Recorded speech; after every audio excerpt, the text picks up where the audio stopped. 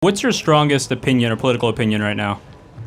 My strongest? Yeah, because I'm kind of here to debate you, so I kind of want to hear what I want to hear what your biggest gun is. Well, let's do it this way. Why don't you tell me something and we can... I have lots of opinions. So. Awesome. All right.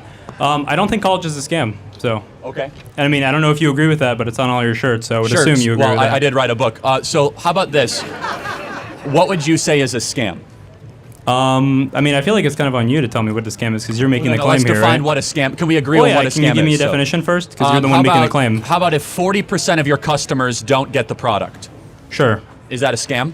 Well, I mean, it kind of depends on like what your promise was when you gave the product in the first place, right? Okay, so how about if you go to Chili's and 40% of your customers get food poisoning? I kind of reject your equivalency here because you're saying that there's an actual necessary like return on what you're asking for when college in and of itself doesn't necessarily say that you're going to get this. There might be a hold on. Graduation there might rate. be a cultural.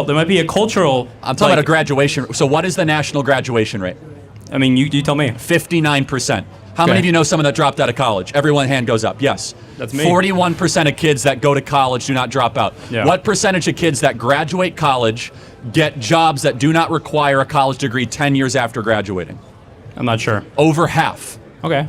So the degree's useless for over half. I feel like hold on. You just spoke. So debate those two things: graduation rate and whether or not a college degree is useful in the marketplace.